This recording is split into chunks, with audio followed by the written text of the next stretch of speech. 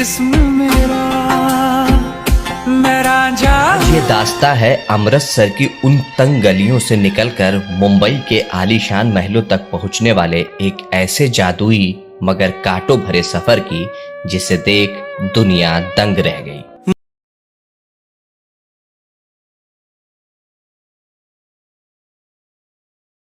कहानी है उस बनावटी हंसी की जिसके पीछे पिता को खोने का दर्द, सालों का अकेलापन और कामयाबी के शिखर पर छिपे हुए डरावने जख्म आज भी चीखते हैं। उस समय तो लगता था कि जैसे अब बस खत्म होने वाला है काम, और शायद होता ना बड़ा गंदा वाला फेज था। सो हाँ, वो फेज था, एक निकल गया, ठीक है। आई थिंक सबकी लाइफ में कुछ ना कुछ ऐसा आता होगा, हमारे भी आया। आज बात शोहरत के उस जानलेवा नशे और अंधे अहंकार की जिसने एक पल में बरसों पुरानी वफादारियों को पैरों तले कुचल दिया और अपनों को ही पराया कर दिया। वो ठीक नहीं है सर, ही इज डिप्रेस्ड, वो मेंटली ठीक नहीं है। बात जमीन से 30,000 फीट की ऊंचाई पर उड़ते हुए जहाज में हुई उस खौफनाक रात की, जहां एक भरे हुए ग्लेनफिडिच के गिलास और एक जूते ने कॉमेडी के बादशाह का गुरूर मिट्टी में मिला दिया। कि सुनील के साथ मेरा झगड़ा हुआ ही नहीं था एक्चुअली। आई लव हिम और मुझे बेस्ट लोगों के साथ काम करना अच्छा लगता है। ये दास्तां है उस शख्स की जिसने ग्लैमर की चकाचौंध में अपनी बरसों पुरानी मोहब्बत को धोखा दिया और फिर अपनी ही लिव इन पार्टनर की पीठ में खंजर घोंपकर खुद को बर्बादी की आग में झोंक।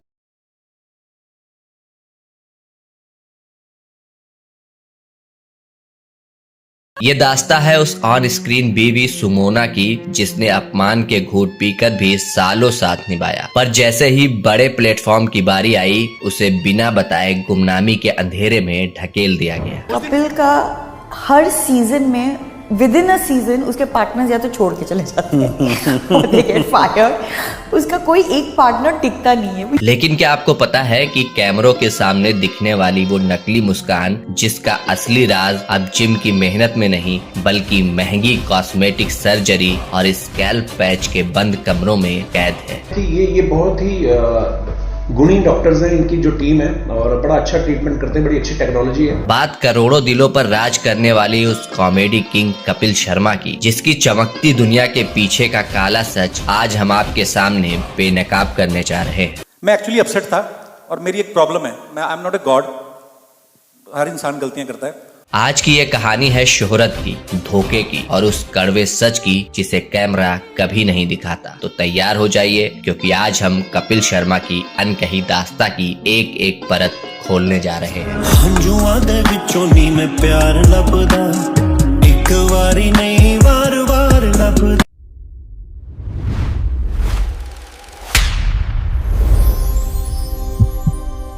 हर सफर में तू हम सफर चाहिए। अमृतसर की उन गलियों से निकलकर पूरी दुनिया के दिलों पर राज करने वाले कपिल शर्मा का शुरुआती सफर किसी इमोशनल बॉलीवुड फिल्म से कम नहीं है। आज जब इस लड़के को दुनिया शर्मा के नाम से जानती है, लेकिन इसकी असली पहचान कपिल पुंज से शुरू होती है। पहली दे नाल सी मैं अखियां लड़ाइयां, दूजी दे नाल वादे कसमां सी। 2 अप्रैल 1981 को पंजाब के अमृतसर में एक लोअर मिडिल क्लास परिवार में कपिल का जन्म हुआ। उनके पिता जितेंद्र कुमार पुंज पंजाब पुलिस में एक सख्त लेकिन ईमानदार हेड कांस्टेबल थे और माँ जनक रानी एक साधारण हाउसवाइफ थी। कपिल का परिवार अनुशासन और सादगी के बीच पला बढ़ा। घर में वर्दी का रोब तो था, लेकिन आर्थिक तंगी हमेशा साए की तरह साथ रहती थी। कपिल के एक बड़े भाई हैं अशोक कुमार पुंज और एक बहन पूजा। कपिल बचपन से ही थोड़े शरारती लेकिन बेहद मिलनसार स्वभाव के थे। उनका व्यवहार ऐसा था कि वो मोहल्ले के हर फंक्शन में अपनी बातों से रौनक लगा दिया करते थे। कपिल की शुरुआती पढ़ाई अमृतसर के हिंदू सभा सीनियर सेकेंडरी स्कूल से हुई। पढ़ाई में वो औसत थे,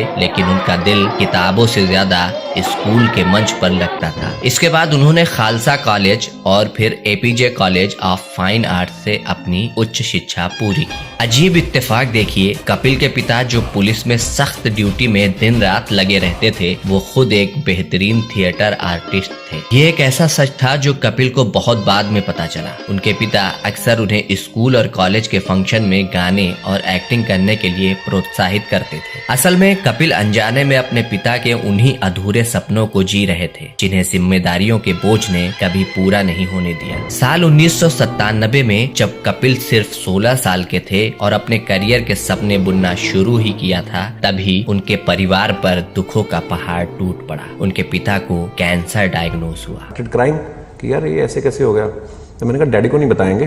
तो हम भी कितने साल के होंगे उस समय, 19-20 साल का था मैं।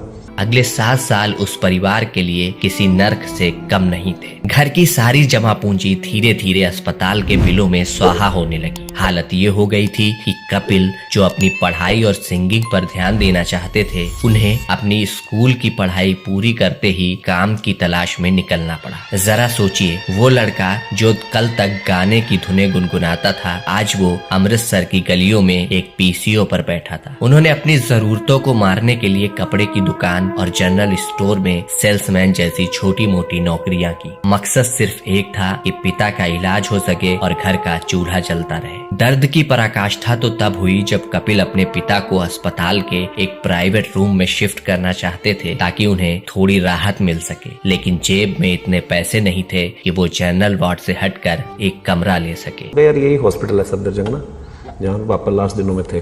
कपिल ने अपनी आंखों से अपने उस जाबाज पिता को, जो कभी पुलिस की वर्दी में दहाड़ते थे, बिस्तर पर तिल तिल कर मरते देखा। बहुत दर्द हो रहा है, बहुत दर्द हो रहा है पेट में, मेरे पेट में दर्द हो रहा है, मैं मर जाऊंगा, मर जाऊंगा। दर्द इतना भयानक था कि एक दिन कपिल के दिल से भगवान के लिए ये दुआ निकली कि हे ईश्वर, अब इन्हें अपने पास बुला ले, इनका ये दर्द अब सहा नहीं जाता। वो 5-6 दिन बड़े भयंकर थे।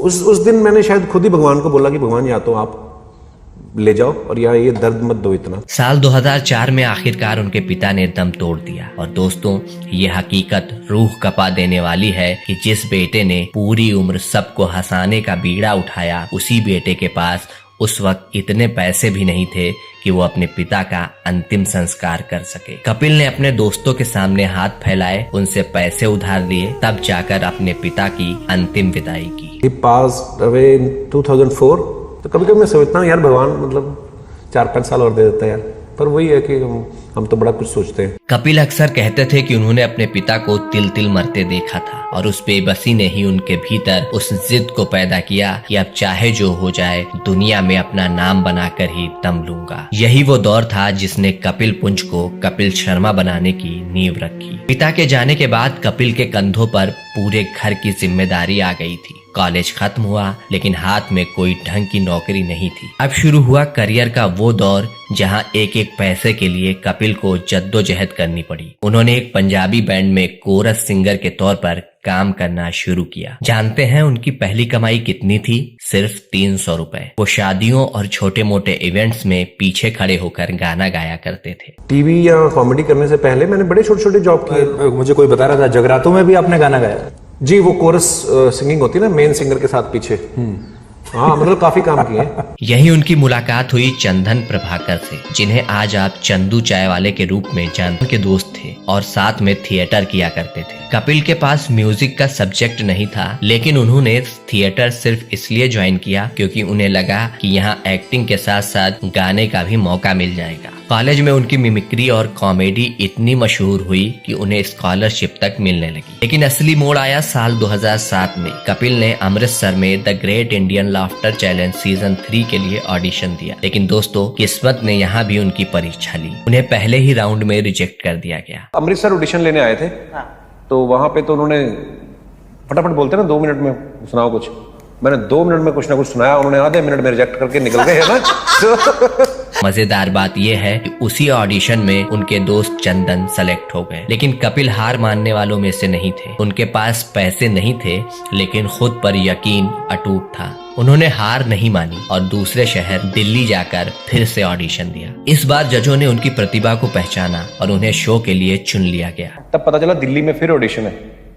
दिल्ली में कोई और बंदा आया हुआ था ऑडिशन लेने। मैं फिर ट्राई किया दिल्ली में जब किया तो फिर मेरा सिलेक्शन हो गया। मुंबई की चकाचौंध के बीच अमृतसर का ये लड़का अपनी कॉमेडी से सबको हैरान करने लगा। उनकी कॉमेडी में वो अमृतसरी तड़का था जो दर्शकों को अपना दीवाना बना गया। सबसे पहले तो मेरा सभी को प्रणाम और सभी ऑडियंस जितने बैठे हुए हैं, क्योंकि मेरे लिए सभी बहुत पूजनीय है। आप लोगों की वजह से हम लोग हैं।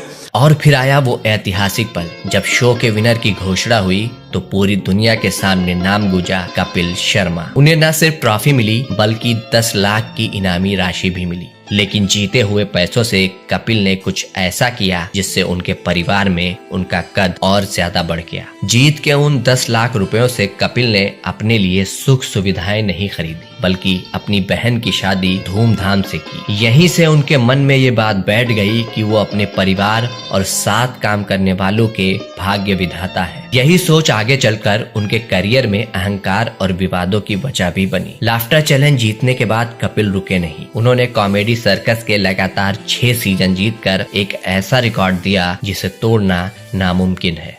कपिल पार्वती, आपको मिलते हैं 56 पॉइंट्स, यानी आप बन चुके हैं कॉमेडी के सबसे बड़े सुपरस्टार।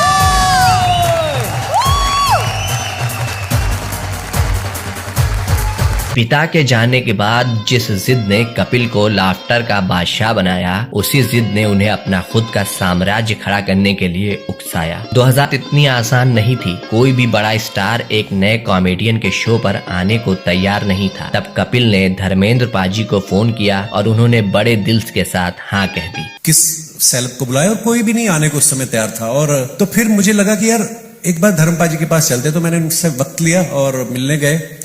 उन्होंने कुछ नहीं पूछा क्या है शो। मैंने कहा पाजी मैं बना रहा हूँ पहली बार और मैं चाहता हूँ कि आप हमारे गेस्ट आए। I remember her name Poonam शायद। उनको बोला कि ये मेरा बेटा है और इसको डेट निकाल के दो। इसके बाद तो जैसे बाढ़ आ गई। जो स्टार्स पहले कतराते थे अब वो कपिल के शो पर आने के लिए हफ्तों इंतजार करने लगे। बाबा जी का ठुल्लू जैसे डायलॉग गली गली में गूंजने लगे। कपिल अब सिर्फ एक कॉमेडियन नहीं बल्कि एक ब्रांड बन चुके थे। लेकिन जैसे ही सफलता का सूरज चढ़ा परछाइयां भी लंबी होने लगी। इंडस्ट्री में ये कानाफूसी तेज हो गई कि जिसे दुनिया कपिल का ओरिजिनल स्टाइल कह रही है वो दरअसल British show the Kumar set number 42 का एक सस्ता देसी वर्जन है। वही परिवार का ढांचा, वही दादी का दखल देना और वही मेहमानों की खिंचाई, सब कुछ उधार का था। यहाँ तक कि स्टैंड अप की दुनिया के उभरते सितारे अभिजीत गांगुली ने जब उन पर खुलेआम जोक्स चोरी करने का आरोप लगाया तो ये साफ हो गया कि इस बादशाहत की दीवारें क्रिएटिव चोरी के सीमेंट से बनी है। कपिल अपने शो का ढांचा तैयार कर रहे थे तब उन्होंने सबसे पहले सुमोना चक्रवर्ती को याद किया था। सुमोना ने 10 साल तक कपिल के हर भद्दे मजाक, उनके रंग भेदी तंज और बतख जैसे होंठ वाले कमेंट्स को सिर्फ इसलिए सहा क्योंकि वो उस टीम को अपना परिवार मानती थी। कसम से होठ अलग ही दिख रहे हैं मुंह से। ये टोपी पहनी जादूगर कबूतर निकाल के दिखा उनको मेहमान आए।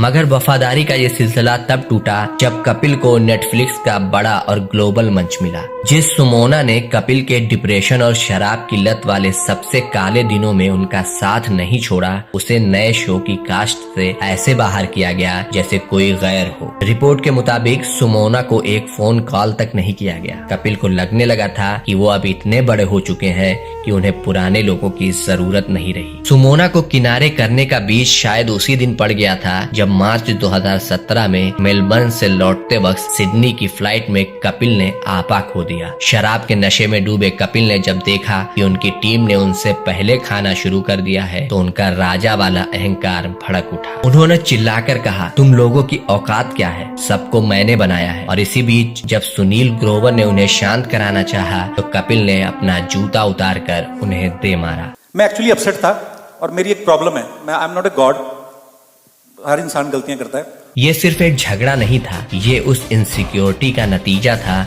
जो कपिल को तब महसूस होती थी जब सुनील ग्रोवर की लोकप्रियता उनके बराबर पहुंचने लगती थी। आपको पता है यही बातों से फिर झगड़े हो जाते हैं, लेकिन लोग एंजॉय करते हैं। बाहर में खड़ा हुआ था, एक आदमी आया मेरे पास, कहता आपकी लड़ाई का सीजन 2 कब आ रहा है? कौन पूछ रहा था ये बात? ये पापराजी। इस एक जूते ने न सिर्फ सुनील को बल्कि कपिल के सुनहरे दौर को भी जमीन पर ला पटका। फ्लाइट कार्ड ने सिर्फ सुनील ग्रोवर को ही शो से दूर नहीं किया बल्कि कपिल के अंदर के उस कलाकार को भी तोड़ दिया जिसे अपनी टीम पर सबसे ज्यादा गुमान था। तो सुनील के साथ मेरा कभी झगड़ा हुआ ही नहीं, चीजें ऐसी कुछ हो गई, मैं इतना इरिटेट हो गया था जब सुनील, अलियसगर और चंदन प्रभाकर ने एक साथ शो छोड़ा तो कपिल को पहली बार उस अकेलेपन का एहसास हुआ जो शोहरत के साथ मुफ्त आता है। उस समय कपिल ने अपने करियर की सारी जमा पूंजी और साख अपनी फिल्म फिरंगी पर लगा दी थी। उन्हें उम्मीद थी कि वो सिर्फ एक कॉमेडियन नहीं बल्कि एक बड़े फिल्म स्टार के रूप में उभरेंगे। उसका नाम था मंगा। ओके, घर के किसी सियाने आदमी को बुला लो। सियारा जी मैं वो तो उस दिन ऐसे ही बच्चों के साथ थोड़ा जिंदगी की हर दौड़ में अव्वल, परिवार का सबसे लायक लाडला। लेकिन फिल्म बॉक्स ऑफिस पर बुरी तरह पिट गई। करोड़ों का नुकसान और डूबता हुआ करियर। इस दोहरी मार ने कपिल के दिमाग पर गहरा असर किया। जो इंसान कल तक सबको हंसाता था वो अब खुद के वजूद पर सवाल उठाने लगा था। लेकिन दोस्तों, क्या सुनील ग्रोवर के साथ हुआ वो झगड़ा ही कपिल के पतन की इकलौती वजह थी या फिर पर्दे के पीछे कोई और भी था जो कपिल के दिल और दिमाग को कंट्रोल कर रहा था? इंडिया में तो लाइन किसी भी चीज के लिए लग जाता है मैडम, चाहे आप आधा पैसा दोगे तब भी, और इसी बात का फायदा उठा रहे हैं आप लोग। चलिए अब बात करते हैं कपिल के उन अफेयर्स और रिश्तों की जिन्होंने उन्हें शोहरत की बुलंदियों पर भी पहुंचाया और फिर बदनामी के दलदल में भी धकेल दिया। दोस्तों, अब आते हैं उस हिस्से पर जिसका जिक्र शायद ही कोई करता है। क्या उनकी पत्नी गिन्नी चतरथ ही कपिल की जिंदगी का पहला और आखिरी प्यार थी या फिर सफलता की सीढ़ियां चढ़ते वक्त कपिल का दिल कहीं और भी धड़का था? चलिए पर्दे के पीछे की उन कहानियों को खंगालते हैं जिन्हें अक्सर दबा दिया जाता है। दिल का दिल से हमने कर लिया। जब Kapil comedy nights with Kapil से शोहरत की बुलंदियों को छू रहे थे तब गलियारों में एक नाम बड़ी तेजी से गूंजा था, प्रीति सिमोस का। प्रीति इसी शो की क्रिएटिव डायरेक्टर थी और कहा जाता है कि कपिल की सफलता के पीछे सबसे बड़ा हाथ प्रीति का ही था। वो कपिल की न सिर्फ बिजनेस पार्टनर थी बल्कि खबरें तो यहाँ तक थी कि दोनों सालों तक लिव इन रिलेशनशिप में रहे। मेरा बहुत प्यार है प्रीति के साथ, अभी भी है। मैं ये कहूँगा कि मुझ में शायद बहुत सारी कमियां हैं और मैं बहुत जो बड़े बड़े डिसीजन होते हैं कभी कभी ऐसे ले लेता हूँ और कभी कभी छोटी छोटी बातें होती हैं जो मैं नहीं डिसाइड कर पाता हूँ। मेरा अभी भी बहुत प्यार है उनसे। मीडिया रिपोर्ट्स की माने तो कपिल के हर फैसले में प्रीति की रजामंदी शामिल होती थी, लेकिन फिर आया वो ब्लैक फ्राइडे जिसने इस रिश्ते को नफरत में बदल दिया। अफवाहें तो ये भी है कि कपिल और प्रीति का रिश्ता टूटने की वजह भी वही शराब और ईगो था। जब कपिल का सुनील ग्रोवर से झगड़ा हुआ तो प्रीति ने सुनील का साथ दिया, जिससे कपिल को लगा कि उनके सबसे करीबी इंसान ने उन्हें धोखा दिया है। प्रीति सिमोस है, इस शो की डायरेक्टर है, खड़े होकर दिखाइए।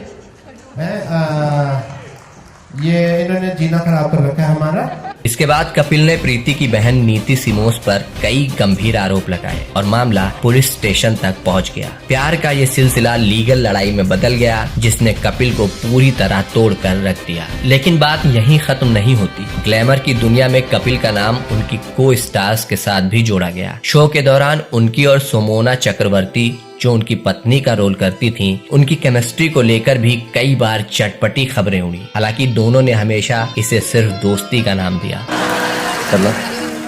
कह दो कि जब मैं तुम्हारी आंखों में देखता हूँ तुम्हें कुछ नहीं होता है। और दोस्तों, सबसे बड़ा सवाल तो ये है कि जब ये सब चल रहा था तब गिन्नी चतरथ कहाँ थी? हकीकत यह है कि गिन्नी सालों से अमृतसर में कपिल का इंतजार कर रही थी। जब मुंबई के ग्लैमर में कपिल भटक गए थे तब भी गिन्नी ने एक शब्द नहीं कहा। जब प्रीति सिमोस के साथ विवाद के बाद कपिल डिप्रेशन में थे और अकेले पड़ गए थे तब गिन्नी ने अपनी चुप्पी तोड़ी और दोबारा उनकी लाइफ में एंट्री ली। ये किसी फिल्मी क्लाइमैक्स से कम नहीं है कि कैसे एक सुपरस्टार अपनी पुरानी मोहब्बत को भूलकर चकाचौंध में खो गया और फिर उसी पुरानी मोहब्बत ने उसे फिर से जिंदा किया। उसके लिए बहुत सम्मान है, प्यार है। वो इसलिए है क्योंकि उसने जब आपको पसंद करे कोई उस समय की जब आप सड़कों पे घूम ही रहे हो, कोई आता पता नहीं है, तो उस इंसान का तो फिर खास जगह होती है। देखा जाए तो कपिल की लव लाइफ भी उनके करियर की तरह ही उथल पुथल भरी रही। जहां प्रीति सिमोस ने उन्हें बनाया वहीं गिन्नी ने उन्हें बचाया। पर सवाल यह है कि क्या कपिल ने प्रीति के साथ जो किया वो सही था या फिर शोहरत की भूख ने उन्हें इतना अंधा कर दिया था कि वो अपनों और परायों में फर्क भूल गए थे? सर पता नहीं कोई खूबसूरत हिरन आती ना, मैं करता नहीं, मेरे से हो जाता है। जब इंसान अपनी गलतियों का सामना नहीं कर पाता तो वो नशे का सहारा लेता है। कपिल दिन रात शराब में डूबे रहने लगे। हालत यहाँ तक पहुँच गई कि वो ऑफिस में भी शराब की बोतल साथ रखते थे। तब तो रात पी रहे थे आप, ठीक है, फिर एक फेस आ गया कि जब दिन में भी शुरू हो गए, तो जब पी रहे थे तो तब आप कॉन्फिडेंट रहते हो कि यार सब सही है, फिर जब उतरती थी फिर लगता था। तो वो मेरी से जो गलती हुई कि ऑब्वियसली जो आदमी डिप्रेशन से जूझ रहा होता है उसको नहीं पता होता कि आप क्या, ये तो सामने वाले को पता चलता है। इसी नशे के आलम में उन्होंने प्रधानमंत्री मोदी को रात के सन्नाटे में ट्वीट कर दिया और एक पत्रकार को फोन पर गालियों से भरी धमकियां दी। लालवानी, अगर तू मुझे मिल गया ना, तू इतना घटिया आदमी है, तेरी दूंगा मैं। You can't speak to me like this. I can speak to you anytime. तू क्योंकि इतना हरामी है। You cannot speak to me like this. I will office. News दिखती है मेरी वजह से। You can. बोला नहीं बहुत सालों से। You cannot speak to me like this. You have no right. तेरी बेटी मेरे साथ सोना चाहती है, लिखना उसके बारे में। न्यूज़ दिखेगी। इन घटनाओं ने उनकी फैमिली मैन वाली इमेज को तार तार कर दिया। ट्विटर पे चले जाना, मेरे को किसी ने एक गाली देनी तो मैं उसको 10 देता था, तो मेरे दिमाग से निकल गया कि फेक अकाउंट बना के भी गाली दी जा सकती है।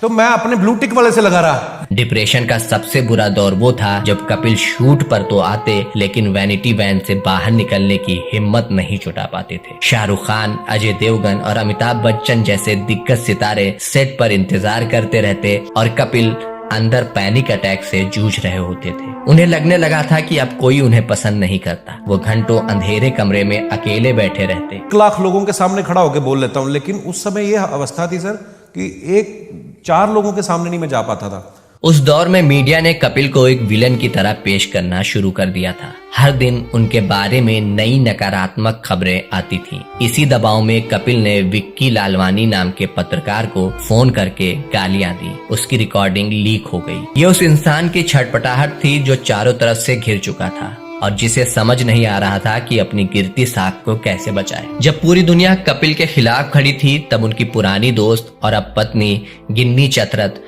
उनकी ढाल बनी। गिन्नी ने उन्हें शराब के चंगुल से निकाला और लोनावला के एक रिहैब सेंटर में भर्ती कराया। मैंने ब्रेक ले लिया। ब्रेक लेने के बाद मैं बैंगलोर चला गया। बैंगलोर जाके मैंने अपना ट्रीटमेंट करना शुरू किया। यहाँ पर थोड़ा कपिल और गिन्नी की कहानी को समझते हैं। आप बहुत अच्छे घर से हो, फाइनेंशियली भी बहुत अच्छे घर से हो जी। एक स्कूटर वाले लड़के से क्या सोच के प्यार किया था तुमने? कुछ नहीं, मैंने सोचा कि पैसे वाले से तो सभी प्यार करते हैं, इस गरीब का भला ही कर दूं।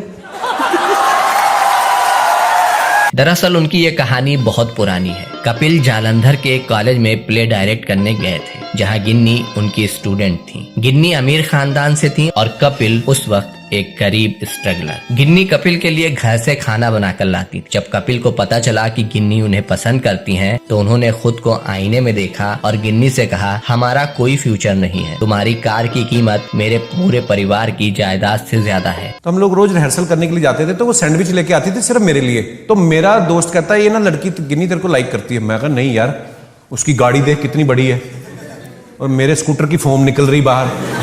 तो मैं कहा ऐसा नहीं हो सकता। कहता नहीं हो ना हो, तुझे लाइक करती है। रिश्ता टूटा। कपिल मुंबई आए और स्टार बन गए। लेकिन जब 2017 में कपिल का स्टारडम डूब रहा था तब वही गिन्नी फिर से उनके पास आई। गिन्नी के पिता शुरू में इस रिश्ते के खिलाफ थे, लेकिन गिन्नी ने साफ कह दिया था कि शादी करूंगी तो सिर्फ कपिल से। जब दुनिया कपिल को गालियां दे रही थी तब गिन्नी उनका हाथ थामे उन्हें डिप्रेशन से बाहर निकाल रही थी। कपिल खुद कहते हैं कि अगर गिन्नी नहीं होती तो शायद मैं आज जिंदा भी ना होता। अब इसी दौर में कपिल को समझ आया कि उनकी असली ताकत उनके अफेयर्स या जोक्स नहीं बल्कि उनका परिवार है। मतलब जैसे मेरे हर सपने को अचीव करने में बहुत सपोर्ट किया है, लेकिन तुम्हारे भी तो कुछ सपने होंगे। अब शादी हो गई है, छोड़ो। नहीं, शादी के बाद आदमी सपने नहीं देखता। आदमी सपने तो तब देखता ना जब सोता है। तुमने मुझे सोने दिया? उन्होंने अपनी लाइफस्टाइल बदली, सर्जरी और डाइट का सहारा लिया ताकि वो फिर से उस पुराने किंग वाले अंदाज में वापसी कर सकें। फिर शुरू हुआ इमेज क्लीनिंग का दौर। कपिल ने शादी की, बच्चे हुए और दुनिया के सामने एक सुधरे हुए फैमिली मैन की तस्वीर पेश की। आज जो स्लिम ट्रिम कपिल दिखते हैं उसके पीछे जिम से ज्यादा ओजेम्पिक जैसी वेट लॉस दवाओं और महंगी कॉस्मेटिक सर्जरी का हाथ बताया जाता है। उनके सिर के बाल जो कभी गायब हो रहे थे अब हाई डेंसिटी हेयर पैचेस की मदद से घने दिखते हैं। यहाँ सवाल उठता है कि क्या ये वाकई एक नया कपिल शर्मा है या सिर्फ डूबते हुए करियर को बचाने के लिए पहना गया एक और नया मुखौटा। कपिल की शोहरत दोबारा पटरी पर लौट रही थी, लेकिन शोहरत के साथ परेशानी उनका पीछा छोड़ने को तैयार नहीं थी। 300 करोड़ की संपत्ति और बेशुमार शोहरत ने कपिल को अंतर्राष्ट्रीय गैंगस्टर का सॉफ्ट टारगेट बना दिया है। सलमान खान के साथ नजदीकियां और कुछ विवादित बयानों की वजह से लॉरेंस बिश्नोई और बब्बर खालसा जैसे संगठनों ने उनके कनाडा वाले कैफे को गोलियों से भून दिया। आज कपिल दुनिया को हंसा तो रहे हैं पर खुद बुलेट प्रूफ गाड़ियों और सुरक्षा घेरों के बीच कैद होकर जी रहे हैं। मशहूर कॉमेडियन कपिल शर्मा के कनाडा वाले कैफे पर फिर से फायरिंग हुई। इस बार फायरिंग की जिम्मेदारी गैंगस्टर लॉरेंस बिश्नोई की गैंग ने ली। तो दोस्तों ये थी कपिल शर्मा की वो दास्तां जिसने फर्श से अर्श तक का सफर तय किया। लेकिन जाते जाते एक सवाल छोड़ जाता हूँ, क्या कपिल शर्मा सिर्फ एक महान कलाकार हैं या फिर सफलता के नशे में चूर एक ऐसे इंसान जो अपने ही साथियों का सम्मान करना भूल गए। एक तरफ हम उनकी तारीफ करते नहीं थकते कि कैसे अमृतसर का एक लड़का जिसके पास पिता के अंतिम संस्कार तक के पैसे नहीं थे आज करोड़ों के साम्राज्य का मालिक है। उनकी टाइमिंग, उनका प्रेजेंस ऑफ माइंड और किसी को भी हंसा देने की काबिलियत का कोई सानी नहीं है। उन्होंने साबित किया कि अगर आप में हुनर है तो दुनिया आपके कदमों में होगी। लेकिन सिक्के का दूसरा पहलू थोड़ा कड़वा है। कई बार कपिल का नाम उनके टैलेंट से ज्यादा उनके विवादों की वजह से सुर्खियों में रहा। चाहे वो फ्लाइट में अपने ही साथी सुनील ग्रोवर पर हाथ उठाना हो या फिर सोशल मीडिया पर आधी रात को किए गए उनके वो विवादित ट्वीट। आलोचकों का मानना है कि कपिल को जो सफलता मिली शायद वो उसे संभाल नहीं पाए और उनका ईगो उनके करियर पर भारी पड़ने लगा। एक कलाकार के तौर पर वे बेमिसाल हैं, लेकिन एक इंसान के तौर पर उनके व्यवहार ने कई बार उनके फैंस का दिल दुखाया है। खैर, इंसान गलतियों का पुतला है और कपिल ने अपनी गलतियों से सीखा भी है। आज वे फिर से टॉप पर हैं, लेकिन क्या वो वही पुराने वाले जमीन से जुड़े कपिल हैं या फिर ये सिर्फ एक चमकता हुआ पर्दा है? आपको क्या लगता है? क्या कपिल को उनके टैलेंट की वजह से उनके सारे नखरे और गलतियां माफ कर देनी चाहिए या फिर एक सुपरस्टार होने के नाते उन्हें और ज्यादा जिम्मेदार होना चाहिए था? अपनी बेबाक राय कमेंट बॉक्स में जरूर लिखें। वीडियो पसंद आया हो तो लाइक करें और ऐसी ही खट्टी मीठी बायोग्राफी के लिए हमारे चैनल को सब्सक्राइब करना ना भूलें। मिलते हैं अगले वीडियो में, तब तक के लिए आप सब अपना बहुत ख्याल रखें।